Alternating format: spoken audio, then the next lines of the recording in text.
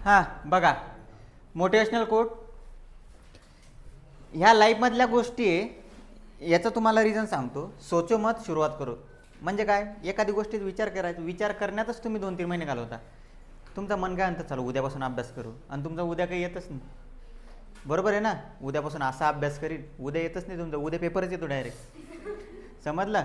त्याच्यानंतर वादामत करो, साबित करो. मी ना तुला 100% पाडून दाखवतो. 100% पडतात का कधी? पडतात का? नाही. 90च घे, पण काय करून दाखव की हे पाय 90 पडले म्हणून. वादा नको करू, सांगू नको पब्लिकला. त्याच्यानंतर बताव मत, हेच हे दोन्ही गोष्टी एकच आहे. कोणाला सांगत नाही फिरायचं, कळालं का? शॉक द्यायचा पब्लिकला. काय द्यायचा? शॉक. ही काटतं 90% पडले याला, ही काटते 90% पडली हिला, असंच म्हणतात ना गावातले लोक. कसे म्हणतात? असंच इथं हिंडत होतं. असं शॉक द्यायचं पब्लिकला. कळालं का? समजलं. आता आजपासून जॉमेट्री आपलं, ठीक आहे. तर जॉमेट्रीसाठी फक्त कन्सेप्टवर जोर द्यायचा. तुम्हाला मी फर्स्ट चॅप्टर शिकवलं, ठीक आहे, तो बरोबर लावलं. कन्सेप्टवर जोर द्यायचा. कशावर जोर द्यायचा? कन्सेप्ट. कारण कन्सेप्टच्या बाहेर क्वेश्चन येणार नाही. जसं की आपण सिमिलॅरिटी बघितलं, 4-5 कन्सेप्ट आहे. आता पायथागोरस थेरमचं चॅप्टर, आपलं नाव पायथागोरस थेरमच आहे ना? बरं. पायथागोरस थेरममध्ये याच्यात तर 3च कन्सेप्ट आहे, फक्त 3 किंवा 4. सगळ्यात सोपं चॅप्टर म्हटलं चालतं याला. आता पायथागोरस थेरम एकदा बघून घेऊ द्या, काय काय पायथागोरियन ट्रिपलेट. ओके. त्याच्यानंतर 30, 40, 60 डिग्री, 90 डिग्री थेरम. बरं, ठीक आहे, याला साईडला राहू द्या मग सध्या. बघा आता काय, पहिली गोष्ट पायथागोरस थेरम, ठीक आहे. पायथागोरस थेरमसाठी ही एक बघा, ही एक ट्रायंगल आहे आपल्याकडे. काय आहे हा? काय ट्रायंगल. भरपूर कचरा लागला आपल्या ट्रायंगलला. माझं नाव लिहून ठेवलं याच्यावर, खरे. हा काय आहे? ट्रायंगल. बरोबर आहे. याच्यामध्ये हा हाईट आहे. काय हाईट? ही आहे बेस. काय आहे? बेस. ठीक आहे. याला असं केलं तर हे हाईट, ही बेस. हाईट बेसचं तुम्हाला जास्त काही गरज नाही, फक्त एक इंट्रोडक्शन देऊन राहिलो. आता तुमच्यापैकी लॉजिकली सगळे सांगू शकतात की 90चा अँगल कुठं असेल. हा 90चा अँगल आहे, ठीक आहे. जो 90चा अँगल असतो त्याच्या समोरची साईड काय असते? हायपोटेनस. काय असते? हायपोटेनस. 90च्या समोरची साईड हायपोटेनस. अँगल कसं तुम्हाला ट्रायंगल असा येईल, असा येईल, कसा येईल तुम्हाला ट्रायंगल कसाही, ठीक आहे. फक्त काय ओळखायचं आपण? 90 कुठे आहे. काय ओळखायचं? 90. 90च्या समोरची साईड हायपोटेनस. उरलेल्या दोन बाजू, याला एकाला बेस म्हणतो, एकाला हाईट म्हणतो. याचा पायथागोरस थेरम जेव्हा वापरतो आपण, कोणता थेरम? Pythagoras theorem. तेव्हा याचा स्क्वेअर करायचा. कोणाचा? हायपोटेनसचा. याचा स्क्वेअर उरलेल्या दोन साईडच्या स्क्वेअरच्या बरोबर असतो. कशाच्या बरोबर असतो? स्क्वेअरच्या. परत सांगतो, हा 90 डिग्री, 90च्या समोरचा हायपोटेनस, याचा करायचा स्क्वेअर. याचा स्क्वेअर उरलेल्या दोन साईड, कोणती? ही साईड आणि ही साईड उरली, या दोघांची स्क्वेअर करून त्यांची करायची बेरीज. याच्या इक्वल असतो. यालाच काय म्हणतो आपण? Pythagoras theorem. कोणता थेरम म्हणतो? Pythagoras theorem. बघा आता कसं. हा राईट अँगल ट्रायंगल, बरोबर आहे. हा कसाही असू शकतो, असाच नाही. याला तुम्ही असंही करू शकता. कसे येऊ शकते ना तुम्हाला, एक्झामिनर कसाही देऊ शकतो, बरोबर आहे. आपल्याला फक्त त्याला सरळ बघायची सवय असते. आता तिरपा मुद्दाम काढला मी, ठीक आहे. हा अँगल किती जाईल याच्यात? 90 डिग्री. याला जर समजा असं नाव दिलं मी, इथं टाकतो पहिले,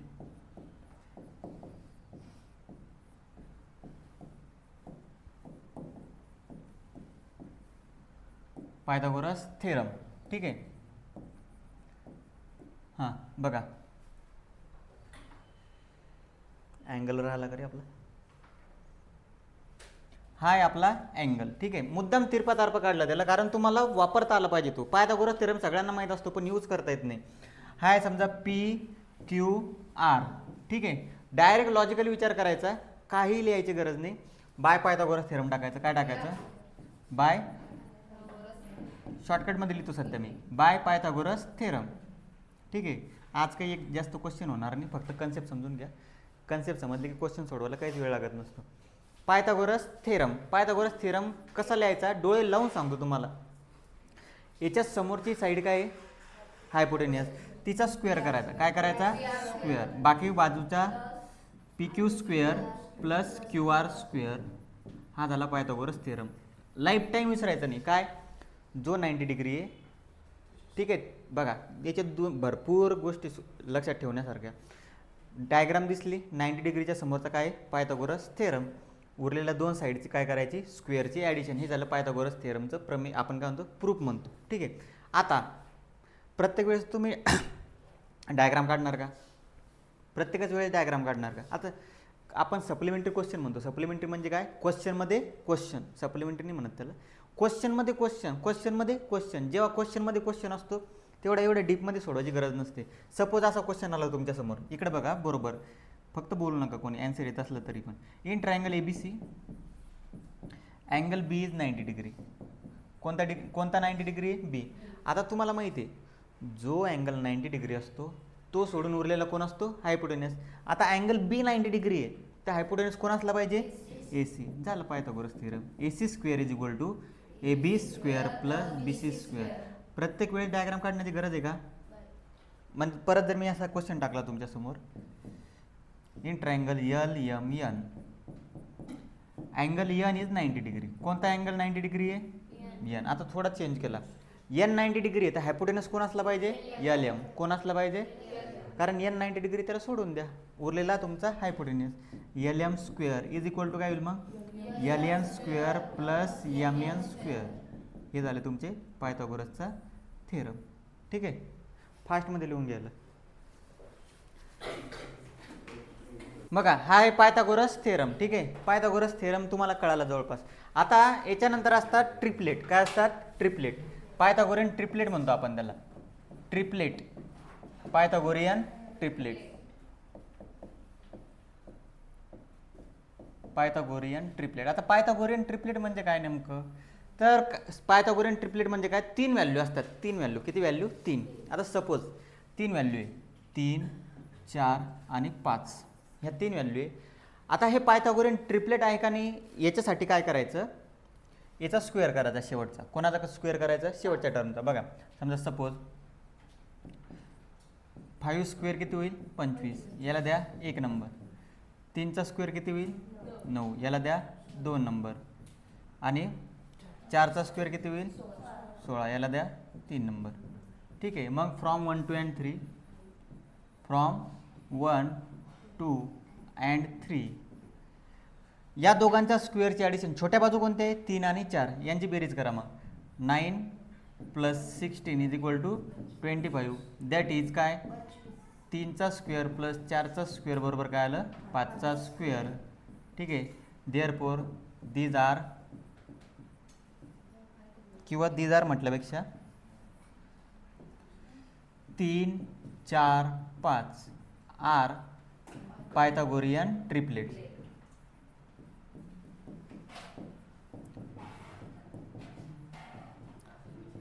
पायथागोरियन ट्रिपलेट. ठीक आहे. हे काय तुमचे पायथागोरियन ट्रिपलेट आहे.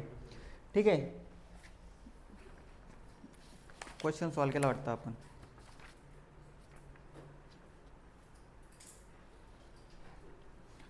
ठीक आहे. आता बघा, हा जो 2.1 आहे, 2.1 मधला पहिला क्वेश्चन आहे. कोणता क्वेश्चन आहे? पहिला. 2.1 मधला पहिला क्वेश्चन तुम्हाला सोडवायचा आहे घरी. 3, 4, 5, 4, 9, 12, 5, 12, 13, 24, 70, 74, 10, 24, 27, 11, 60, 61 हे 6 ट्रिपलेट दिलेले तुम्हाला. सॉरी, ट्रिपलेट नाही, 6 क्वेश्चन दिलेले. याच्यापैकी ट्रिपलेट कोणते ते ओळखायचे. ट्रिपलेट कसे ओळखायचे? मोठ्या संख्येचा स्क्वेअर करायचा, म्हणजे तिन्ही संख्यांचे स्क्वेअर करायचे. काय करायचे? स्क्वेअर. आणि यांची बेरीज जर बरोबर आली, काय आली? बरोबर, तर काय समजायचं? ते पायथागोरस ट्रिपलेट आहे. फक्त एक वाक्य लिहायचं तिथं. कोणतं वाक्य लिहायचं बघा?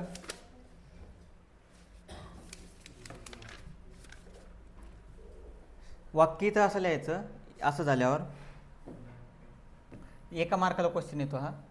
सेंटेन्स कसं लिहायचं बघा? स्क्वेअर ऑफ काय?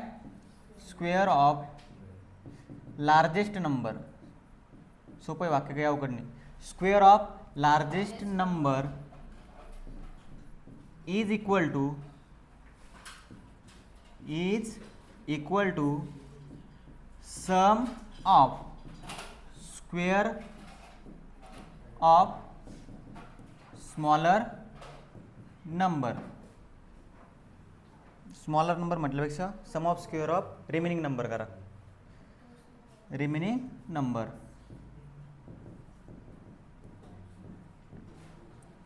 numbers, therefore 3, 4, 5 are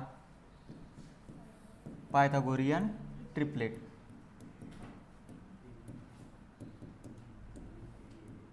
बघा हा आता तुम्हाला मी क्वेश्चनच सॉल्व करून दिला ॲक्च्युली 2.1 मधला पहिल्यातला पहिला. ठीक आहे 3, 4, 5 हा एक क्वेश्चन आहे बघा. 5चा स्क्वेअर 25, 3चा स्क्वेअर 9, 4चा स्क्वेअर 16 फ्रॉम 1 to n 3 यांची बेरीज 25च्या बरोबर आहे. नॉट इक्वल टू आलं तर काय टाकसाल मधात याचं साईन कसं असं आणि लिहिसाल कसं square of largest number is not equal to therefore dash dash dash are not Pythagorean triplet. नसलं की काय शब्द जोडायचा फक्त नॉट. तुम्हाला सोडवणे ते क्वेश्चन कोणते कोणते प्रॅक्टिस सेट 2.1 मधले कोणते पायथागोरियन ट्रिपलेट आहेत आणि कोणते नाहीत. पायथागोरियन ट्रिपलेट सरळ सरळ माइंडमध्ये काढू शकता तुम्ही. मोठ्या संख्येचा स्क्वेअर करा, उरलेल्या 2 संख्यांचा स्क्वेअर करा, त्यांची बेरीज मोठ्या संख्येच्या स्क्वेअरच्या बेरीज एवढी येते का बघा. 9 आणि 16 25 याची पण बेरीज किती आलेली आहे 25. म्हणून काय लिहायचं square of largest number is equal to sum of square of remaining number किंवा square of largest number is not equal to किंवा नॉट इक्वल टू. खाली पण इक्वल असले तर पायथागोरियन ट्रिपलेट, नॉट इक्वल असेल तर नॉट पायथागोरियन ट्रिपलेट. ठीक आहे सोडवता येईल नंतर. हां आता सगळ्यात मेन ज्याच्यात खूप कन्फ्युजन असतं बघा. आता एक ट्रायंगल आहे बघा, हा एक ट्रायंगल आहे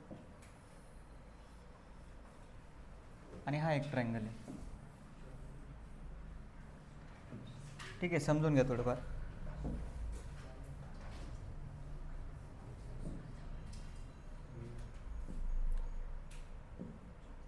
हे 2 ट्रायंगल आहे. ठीक आहे आता तुम्हाला तर एक तर गोष्ट कळालीच असेल हा अँगल कितीचा आहे. हा अँगल आहे तुमचा 90 डिग्री. ठीक आहे यायचा कर मागं सांगा हा अँगल किती डिग्रीचा आहे 90 डिग्री. आता याच्यात 2 प्रॉपर्टी असतात. मला एक गोष्ट सांगा हा जर अँगल 30चा असेल तर हा कितीचा राहील कितीचा राहील 60. का बरं कारण हा 90चा आहे तो उरलेल्या 2 अँगलची बेरीज पण 90 असली पाहिजे कारण टोटल बेरीज किती असते 180. मग हा 90चा आहे आणि जर मी हा 45चा टाकला तर हा कितीचा येईल हा पण येईल तुमचा 45. ठीक आहे याला नाव देतो सपोज याला म्हणू आपण PQR, याला म्हणू XYZ. ठीक आहे कळालं. आता हे 2 ट्रायंगल आहे, हे काय तुमचे 2 ट्रायंगल. आता याच्यात एक असते property 30 degree 60 degree 90 degree property आणि ही 45 डिग्री 90 डिग्री प्रॉपर्टी. हां 90 बरं आठवलं तुला हे नाही आठवत हे काय ठेवून कोण येतो 90 पाहिजे तुला द्यायचे 90 इकडे समोर आहे ना. 30 degree 60 degree 90 degree 45 degree 90 degree.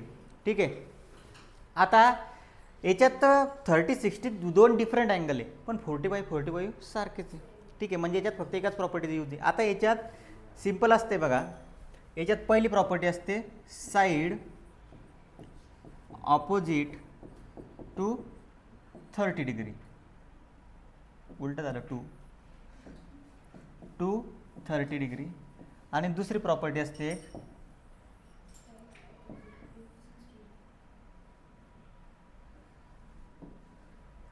Side opposite to 30 degree आणि साईड ऑपोजिट टू 60 डिग्री. किती डिग्रीला 60. ठीक आहे 2 प्रॉपर्टी. पहिली ही फर्स्ट प्रॉपर्टी ही दुसरी.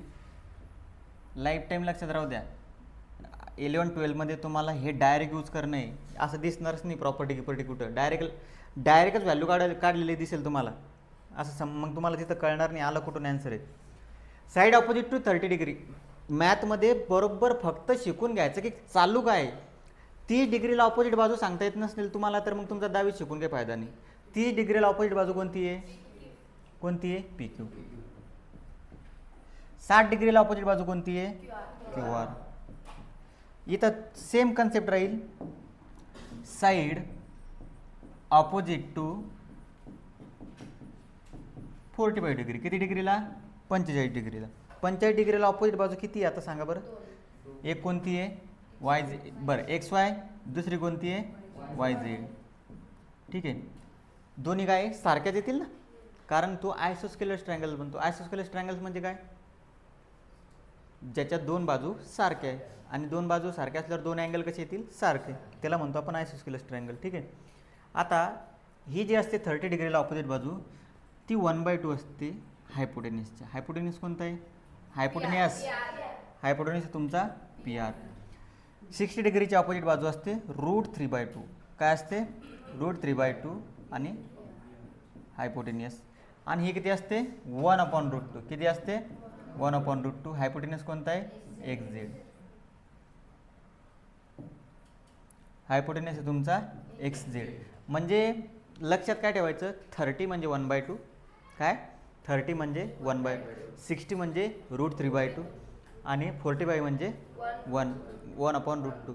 आता जेव्हा मी ट्रिगोनॉमेट्री शिकवेल तुम्हाला, काय शिकवेल ट्रिगोनॉमेट्री, तेव्हा असतं sin 30, त्याच्यानंतर sin 60 आणि sin 45. ठीक आहे, तर यांची sin 30ची किंमत असते 1/2, याची किंमत असते √3/2 आणि याची किंमत असते 1/√2. जेव्हा तुम्हाला ट्रिगोनॉमेट्री शिकवेल तेव्हा ह्या गोष्टी अजून क्लिअर होतील की हे व्हॅल्यू आल्या कुठून. साईनचा रेशो असतो ऑपोजिट साईड अपॉन हायपोटेनियस. काय रेशो असतो, ऑपोजिट साईड अपॉन हायपोटेनियस. बघा साईनचा रेशो, एक सांगतो लॉजिक सांगतो तुम्हाला, कारण कळायला पाहिजे फॉर्म्युले आले कुठून. साईनचं काय असतं ऑपोजिट साईड अपॉन हायपोटेनियस. थोडेफार तर माहीत असेलच तुम्हाला. ऑपोजिट साईड कोणती PQ, हायपोटेनियस कोणता आहे PR, आणि याची किंमत किती आहे 1/2. किती किंमत आहे त्याची 1/2, कारण sin 30 आहे. किती आहे sin 30, मग PR तिकडे मल्टिप्लाय होईल. PQ बरोबर काय आलं मग 1/2 × PR. फॉर्म्युला असे येत असतात. काही नवीन आहे का नाही. मग त्याच्यासाठी लक्षात काय ठेवायचं तुम्ही, लक्षात काय ठेवणार, sin 30 म्हणजे किती 1/2, 45 म्हणजे 1/√2 आणि 30 डिग्री म्हणजे √3/2. ठीक आहे, पार्ट झाला पाहिजे. काय झालं पाहिजे डायरेक्ट पार्ट. ही झाली 30 डिग्री, 60 डिग्री, 90 डिग्री प्रॉपर्टी. 1/2 पण कोणाला मल्टिप्लाय करावं लागेल, हायपोटेनियसला. 1/√2 पण कोणाला मल्टिप्लाय करावं लागेल, हायपोटेनियसला. √3/2 पण कोणाला मल्टिप्लाय करावं लागेल, हायपोटेनियसला. ठीक आहे, समजलं हे, कळालं का, घ्या लिहून. तुम्ही साईडलाही लिहून घेऊ शकता. याला कसं माहिती आहे का, लक्षात राहण्यासाठी डायरेक्ट अभ्यास करताना डायरेक्ट असं लक्षात दिसलं पाहिजे. हे 1/2, हे किती आहे √3/2 आणि हे 1/√2. म्हणजे अभ्यास करताना डायरेक्ट दिसलं पाहिजे. 30 1/2, 60 √3/2 आणि 45 1/√2. याच्यावरून तुमच्या दोन गोष्टी झाल्या. दोन गोष्टी काय, तुमच्या साईनच्या गोष्टी पण लक्षात आल्या ऑटोमॅटिक. ठीक आहे, सोपं आहे ते, लक्षात राहू द्या. हां बघा, आपण जे शिकलो त्याचेच 2 पॉईंट आहे आणि 2 एक्स्ट्रा पॉईंट आहे. बघा हा एक ट्रायंगल आहे. पहिला आपण पायथागोरस थेरम, इम्पॉर्टंट पॉईंट्स. ठीक आहे, फर्स्ट बडबड नको करू. पहिला आहे पायथागोरस थेरम. कोणता, पायथागोरस थेरम.